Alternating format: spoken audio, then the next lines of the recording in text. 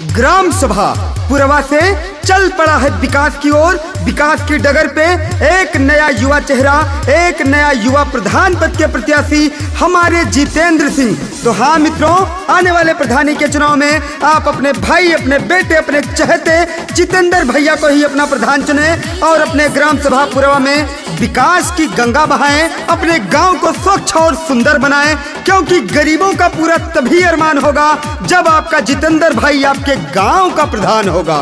गायक कबीर। गौवा के शान बाटे भैया जी, जानत है दादी और दादा, सब ही के कमवाए आवत है, मजबूत है इनका इरादा।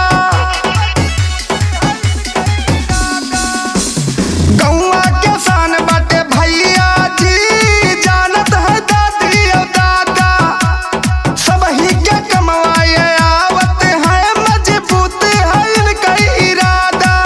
बूढ़े बच्चा कहे सबके साथ रहे, बूढ़े बच्चा कहे सबके साथ रहे, जितेंद्र भैया को जिताना है, पुरवा को आगे बढ़ाना है, जितेंद्र भैया को जिताना है, पुरवा को आगे बढ़ाना है, जितेंद्र भैया को जिताना है। दिन हो या रात, रहते सभी के साथ, अमीर हो या गरीब, करते सभी से मुलाकात हमारे जितेंद्र सिंह भैया। तो याद रखिएगा प्रिय मित्रों, इस बार आप अपने भाई, अपने बेटे, अपने लाडले, अपने दुलरुए प्रत्याशी जितेंद्र सिंह को ही अपना प्रधान चुने और अपने ग्राम सभा पुरवा में विकास की गंगा बहाएं, स्वच्छ और सुंदर बनाएं, क्योंकि जब आप सभी देंगे साथ तभी कर पाएंगे हमारे जितेंद्र भैया विकास। आधी रात को पड़े जो विपदा, दौड़ के भैया आते हैं, जितेंद्र भैया जी हमेशा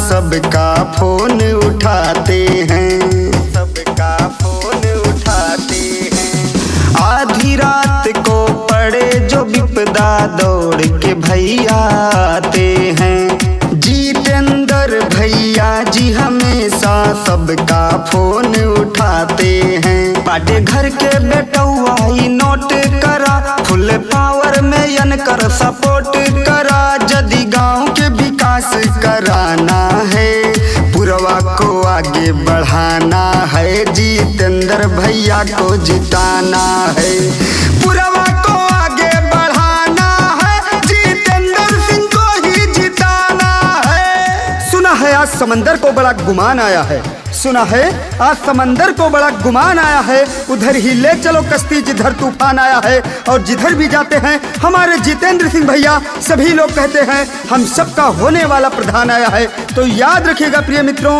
आपके गांव को बहुत आगे तक ले जाने वाला, आपके गांव को तरक्की पे करने वाला आपका एकमात्र प्रधान पद प्रत्याशी जितेंद्र सिंह।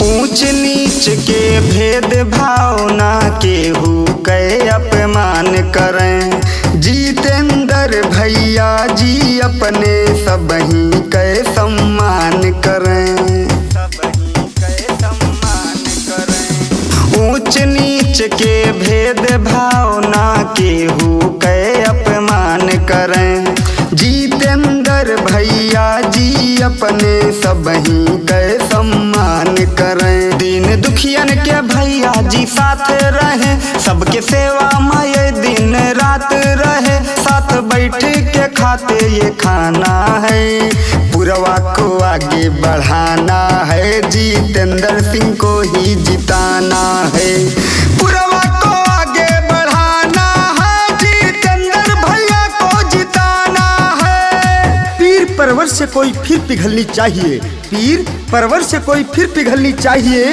फिर हिमालय से कोई गंगा निकलनी चाहिए, और वो गंगा बने हैं हमारे जितेंद्र भैया जी। तो याद रखिएगा प्रिय मित्रों, आप एक चुने, नेक चुने, और चुने उसी को जो आपकी बातों को सुने, आपकी समस्या को सुने, और ऐसा प्रत्याशी सिर्फ हमारे जितेंद्र भैया जी हैं। तो याद रखिएगा जितेंद्र भैया को ही जिताएं। नाली खड़ंजा आरसीसी हो द्वारे तक पहुँचाई दे, वृद्धा पेंशन, विधवा पेंशन, हर सुविधा दिलवाई दे, नया नया योजना ना ये भैया गौआ माहौल आए दहे। जितेंद्र भैया जी अपने पुरवा का चमकाए दे। मिली सबके जो साथ होई जम के विकास, मिली सबके जो साथ होई जम के विकास। पूरे गौवा को अब चमकाना है, पुरवा को आगे बढ़ाना है, जितेंद्र भैया को जिताना है।